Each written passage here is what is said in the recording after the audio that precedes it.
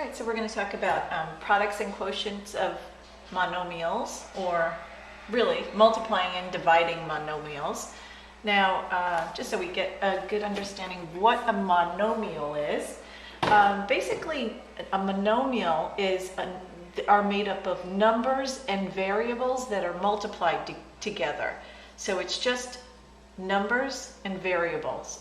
So this 7 would be considered a monomial all on its own because it's one term. 7x together makes one term because they're multiplying together, but there's no addition or subtraction in there. So this is a monomial, this is another example, and this is an example. So these are all monomials because they're all made up of numbers and variables, and they're multiplying together, and there's no addition or subtraction signs, and there's also no negative exponents. So here's the examples. Here's what they are. Try to get that in your head. Basically, when you see something like this that's only one term and there's no addition or subtraction, that's a monomial. Okay, so now that you got that straight, basically what we're just going to do is multiply these monomials. And the easiest way to approach these is to just go ahead and kind of break these apart so that we can put the like terms together. So basically this would equal, right here, equals 2 times x to the third power, because this exponent is just on the x. It doesn't get applied to the 2, right? Because it's just attached to that x. So it's 2 times x to the third power is what this is saying.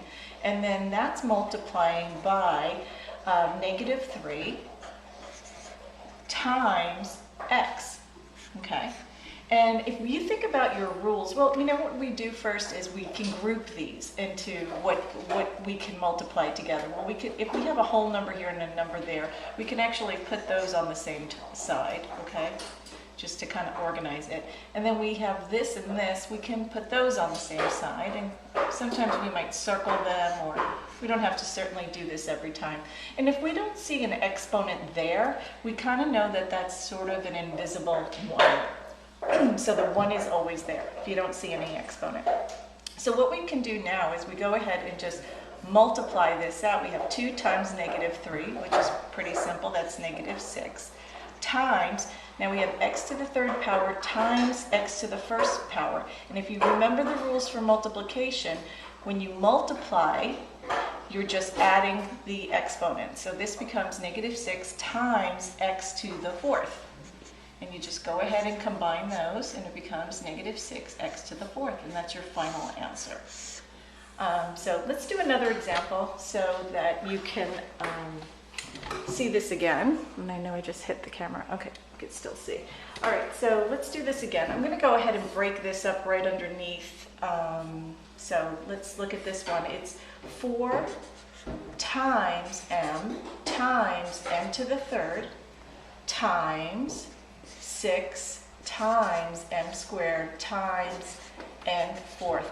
And instead of rearranging this time, I'm just going to go ahead and circle the terms that are like terms that I know I can combine. Well, right away I know I see a 4 times 6, and that's easy enough. I'm just going to take 4 times 6, and I'm going to rewrite 24 on the bottom. And then I'm going to look at the m's, because I know those are like terms. Here I have the m and an m squared, and I'm going to remind myself m on its own, if there's no exponent there, that's really m to the first power. So I have m to the first power times m to the second power, so I need to add those exponents, so it becomes times m to the third power, right, because 1 plus 2 is 3. And then the last term that I have, the last term that are like terms is the n's, okay? So we have n to the third times n to the fourth, and I just add those together, and it becomes n to the seventh. So times n to the seventh. And when I bring that all together, my answer is 24 m 3 n 7, and that's my final answer for that one. So it's kind of fun. You just like break them apart and look at the like terms and combine the like terms. That's all it is. It's we've learned all of this already. It's just you know, putting monomials together now. So here's another one. For this one, we see it's kind of like a power raised to the power.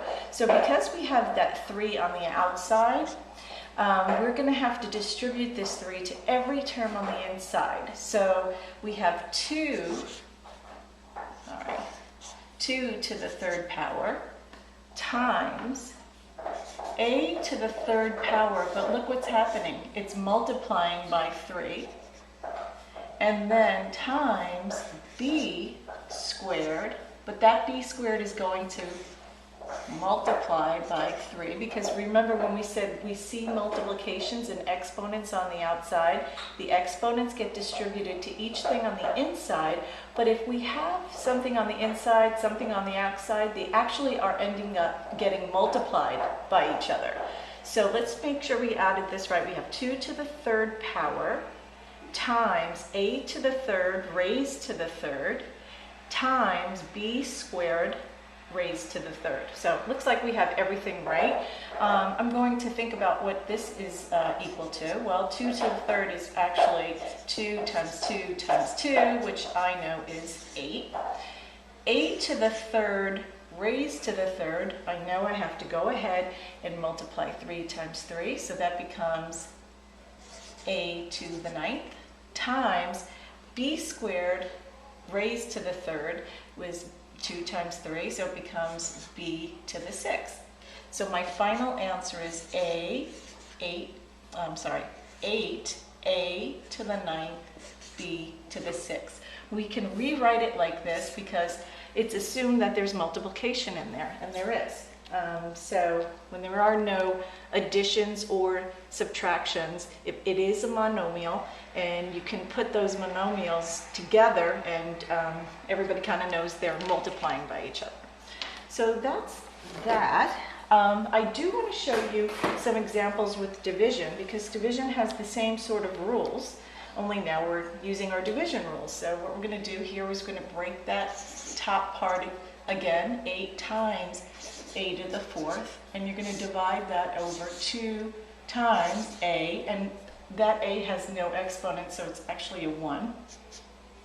So now we have 8 divided by 2, I know that's a 4, and I have a to the 4th divided by a to the 1st power. We also know when we do division, we subtract the exponents, so this becomes a to the 3rd, and that's it.